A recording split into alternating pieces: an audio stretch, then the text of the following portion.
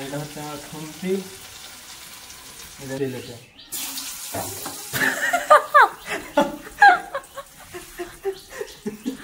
ছাতা লেগেছে তো।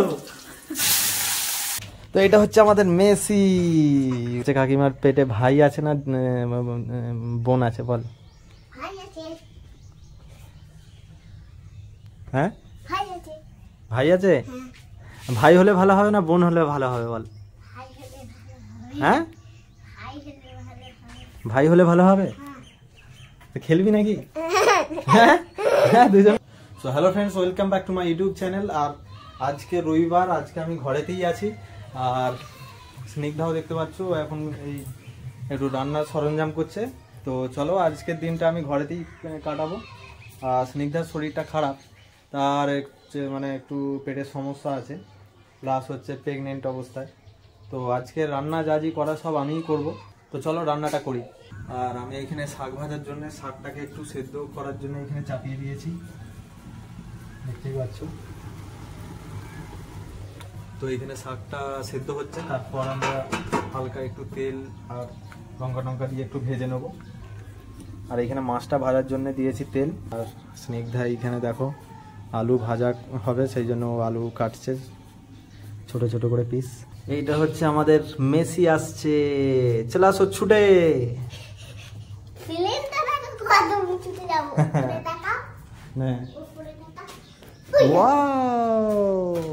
তো এটা হচ্ছে আমাদের মেসি। বল বল তোর তোর হচ্ছে কাকিমার পেটে ভাই আছে না বোন আছে বল? হ্যাঁ ভাই আছে। ভাই হলে ভালো হবে না বোন হলে ভালো হবে বল? হ্যাঁ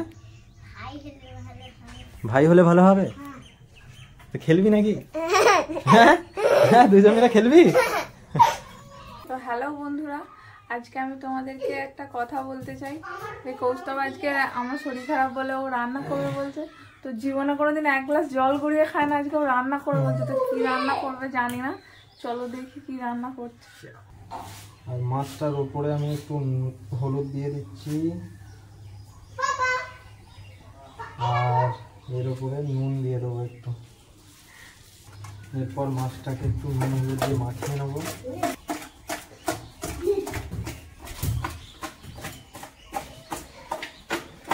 আর ওইখানে মাছটাকে আমি রেডি করে রেখে দিয়েছি, মাছটা পরে ভাজা হবে। আর এখন আমি আলুটা ভেজে নেবো। আর এখানে তেলটা গরম হয়ে গেছে।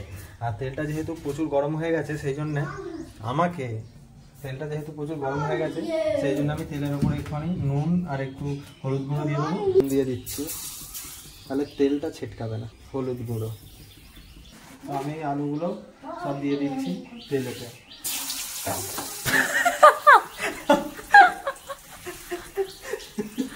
ছাতা লেগেছে তো। তো বন্ধুরা, ও কড়াই আলু দিচ্ছে না মাছ দিচ্ছে বুঝে যাচ্ছে না, তোমরা দেখে বলো কি দিচ্ছে। এটা হচ্ছে আমার খুন্তি, এটাকে আমি একটু আলুটাকে ভালো করে ভেজে নেব। গ্যাসটা একটু বাড়াও। 5 মিনিট লাগবে আলুটা হতে। আর তোমরা বলো কারা কারা আলু ভাজা, যারা যারা আলু ভাজা খেতে ভালোবাসো তারা আমার চ্যানেলটাকে এক্ষুনি সাবস্ক্রাইব করো, এক্ষুনি। তেলেতে রেখেই আমি আলুটাকে একটুখানি সেদ্ধ হয়ে যাবে, তার জন্য আমাকে একটু চাপা দিতে হবে। আর এইটা তখন শাকটা হচ্ছিল, শাকটা এখন হয়ে গেছে মোটামুটি সেদ্ধ। তো এই ঢাকনাটা নিয়ে আমি এই ঢাকনায় বসিয়ে দেবো, হয়ে গেল, আলুটা সেদ্ধ হয়ে যাবে। আর এখানে শাকটাকে এখন নিয়ে আমি একটু হায় হায় শাক পুড়ে গেছে, জল শেষ হয়ে গেছে। জল শেষ হয়নি, দাঁড়াও এইটাই নামাতে হবে, দাঁড়াও। আর কি দেবো? লঙ্কার ডিপে দেখো একদম ফ্রেশ শুকনো লঙ্কা,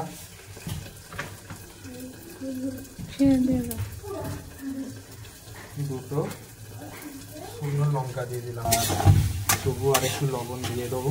তো আমাদের শাকটা হয়ে গেছে, শাকটা এবার আমরা নামিয়ে নেবো। আর দেখেছো আমার কিরকম অবস্থা হয়ে গেছে ঘেমে গরমে। শাক আমার রেডি, এরপরে আলুটা দেখি। তো আমি এখন আলুটা খুলবো, আলুটাও নিশ্চয়ই হয়ে গেছে, দেখতেই পাচ্ছ আলুটা প্রায় মোটামুটি ভাজা হয়ে গেছে। তো আলুটাতে আগে থেকে নুন হলুদ দিলে আলুটা বেশি ঘেঁটে যায়, সেই জন্য মোটামুটি একটু ভাজা হওয়ার পরে নুন হলুদটা দিলে আর কিছু হয় না আর কি। স্বাদটাও আসে আর ঘেটেও যায় না। তো এখন মোটামুটি ভাজা হয়ে গেছে। এখন আমি অল্প করে নুন আর হলুদ দিয়ে দেবো। এই হচ্ছে নুন, তোমরা যারা রান্না করো তারা তো ভালো করে আরও জানো, আমি সব ভুলভাল বলছি। আর এটা হচ্ছে হলুদ। পরে আমি এটাকে ভালো করে একটু মাখিয়ে নেবো। তো আমার এখন আলুটাও মোটামুটি ভাজা হয়ে গেছে। এখানে দেখতেই পাচ্ছ আলুটা মোটামুটি সুন্দর ভাজা হয়ে গেছে। এরপরে আমি আলুটাকে তুলে রেখে দেবো। শাকটা এক সাইডে রেখে দিয়েছি আর আলুটা এক সাইডে রাখবো। ভালো করে ছেঁকে তুলবো। আর যে তেলটা আছে এই তেলটা কড়াতেই রাখতে দেবো, কারণ এই তেলে দিয়ে মাছটা ভাজতে হবে। কত সুন্দর আলুটা ভাজা হয়ে গেছে। আলুটা দেখতেও হেভি লাগছে। তো এই হচ্ছে আমার আলু আর শাক ভাজা। তো এখানে তেল মোটামুটি এখন গরম হয়ে গেছে আর আমার হাতে দেখতেই পাচ্ছ মাছ। আর তেলটা গরম হয়ে গেছে। মাছটা যখন দেবো কিন্তু তেলটা ছিটকে আসবে। আর তেলটা যাতে না ছিটকায় তার জন্য কি উপায়, ওই গরম তেলেতে অল্প করে একটু নুন দিয়ে দিতে হবে, তাহলেই আর তেলটা ছিটকাবে না। আর তেলটা যেমন ছিটকাবে না তার সঙ্গে সঙ্গে মাছটা কড়াতে আটকে যাবে না, মানে সব ছাড়া ছাড়া থাকবে। এরপরে আমি প্রথমে সুন্দর সুন্দর চাকাগুলোকে আগে ছাড়াবো। এরপরে এই চাকাটা ছাড়লাম, এরপরে এই চাকাটা, এরপরে যেমন ছেড়েছি সেই রকমই রাখতে দেবো। বেশি ঘাঁটাঘাঁটি করলে হবে না, মোটামুটি একটু হালকা ভাজা হলে তখন তুমি নাড়াঘাঁটা করো। তো ভীষণ বড় রাঁধুনি, তো ওই জন্য রান্না করতে করতে মানে অনেক ছোটো ছোটো পিস দিয়ে দিচ্ছে। মানে আমি যেগুলো মানে করি আর কি সেগুলো দেখে দেখে নিজে নিজেই করছে। তো আমার ওই মাছগুলো ভাজা হয়ে গেছে, আবার নতুন করে মাছও দেওয়া হয়ে গেছে। আর ততক্ষণ এখানে জল গরম হয়ে গেছে আর আমি এখানে চালটাকে সুন্দর করে ধুয়ে নিয়েছি, ভাতটা চাপিয়ে দিই। তো এই চালটা গরম জলে দিয়ে দেবো। চাল দিয়ে দিয়েছি, চালটা দেওয়ার পরে আমি ঢাকনাটা দিয়ে দেবো, ততক্ষণ ভাতটা হয়ে যাবে। আর তো এখানে মাছের ঝোল হবে, কিন্তু মাছের আলু কাটা হয় না, সেই জন্য স্নেহা এখন মাছের আলুটা কেটে নিচ্ছে। দেখো এরকমভাবে মাছের আলুটা স্নেহা তাড়াতাড়ি করে কাটছে। তো এখানে মাছটা ভাজাও হয়ে গেছে, আলু ভাজাও হয়ে গেছে, মাছ ভাজাও হয়ে গেছে, আর শাক ভাজাও হয়ে গেছে। আর এখানে ভাতটাও বসিয়ে দিয়েছি, কিন্তু মাছের ঝোলটা করার জন্য যে মাছের আলুটা হবে সেইটা আলুটাই কাটা হয়নি।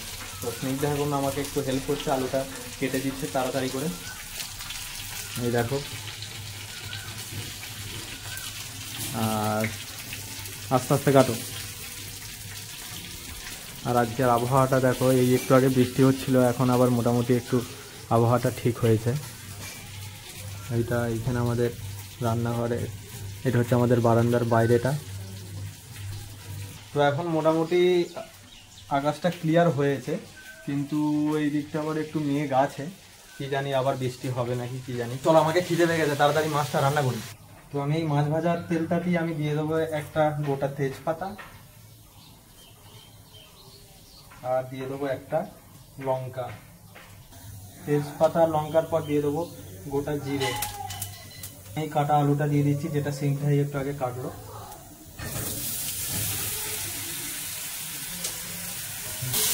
মেরে নেবো ভালো করে, তেলটা মাখিয়ে নেবো এটার সঙ্গে, আলুটার সঙ্গে দিয়ে, যাতে সময় খুবই কম, যাতে তাড়াতাড়ি রান্নাটা করা যায়। আর আলাদা আলাদা করে ভাজতে হচ্ছে না, নাহলে আলু আলাদা ভাজতে হতো, ডাঁটা আলাদা ভাজতে হতো।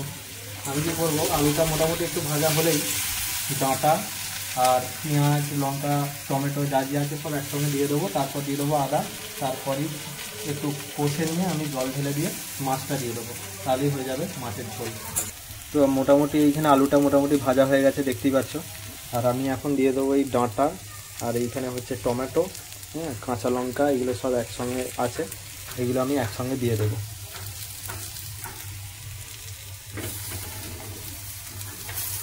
তাহলে টাইমটা বেশি লাগবে না।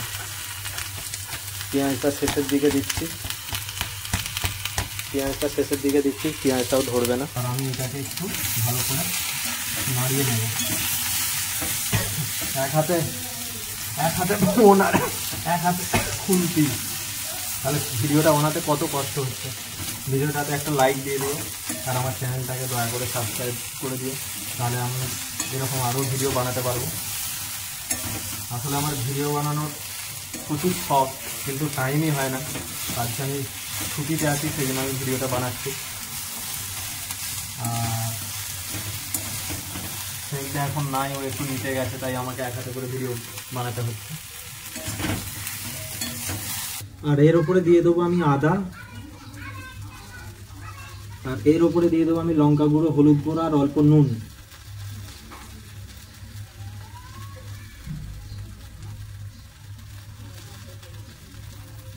এরপর আমি এইটাকে ভালো করে মাখিয়ে নেব। তো এইটা মোটামুটি সব একসঙ্গে মোটামুটি ভাজা হয়ে গেছে। তার উপরে আমি দিয়ে দিচ্ছি জল।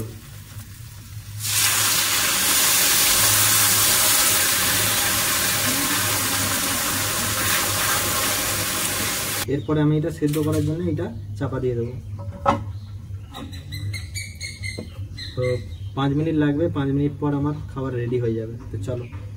আর আমি এখন স্নান করে চলে এসেছি, দেখতেই পাচ্ছ। আর স্নিগ্ধা আবার শুয়ে পড়েছে, মাও এখানে শুয়ে আছে। আর তরকারি এতক্ষণ পুরো রেডি। তো আমার খিদে লেগে গেছে, চলো তরকারিটা একবার দেখিয়ে দিই। এই হচ্ছে তরকারি, একদম পুরো রেডি হয়ে গেছে। কত সুন্দর লাগছে দেখো তরকারিটা। ওয়াও। তো খেয়ে দিয়ে অল্প রেস্ট নিয়ে আমি চলে যাব দিঘির মেলায়, সেটাও তোমাদেরকে দেখাবো। সেটা হচ্ছে দিঘির মেলা, আরামবাগের ওইখানে। পুরো জায়গা কীরকম কি না হয় সমস্ত কিছু আমি দেখাবো। তো চলো আমি আগে তাড়াতাড়ি খেয়ে নিই। তো চলো, আমার ভিডিও আমি এখানেই শেষ করছি। তো কিভাবে রান্নাটা করলাম তোমরা সব কিছু দেখতে পারলে। তো যদি কিছু ভুল কিছু আমি করে থাকি রান্নার মধ্যে, সেটা আমাকে অবশ্যই কমেন্টে লিখে জানাও। আর আমার ভিডিও করার ইচ্ছা, তাই আমি এইরকম ধরনের ভিডিও বানাই। আমি কোনো কন্টেন্ট বানাতে পারি না, আর আমার টাইমও হয় না। আমি একটা দোকানে কাজ করি। তো চলো, আমার ভিডিও আমি এখানেই শেষ করছি। আমার ভিডিও যদি ভালো লেগে থাকে আমার চ্যানেলটাকে সাবস্ক্রাইব করো। আর যদি আমার চ্যানেলটাকে তোমরা সাবস্ক্রাইব করো, তবে আমার আরও নতুন নতুন ভিডিও বানানোর ইচ্ছা যাবে। তো চলো, এখানেই শেষ করছি। টাটা। তো দেখা হবে নেক্সট ব্লগে।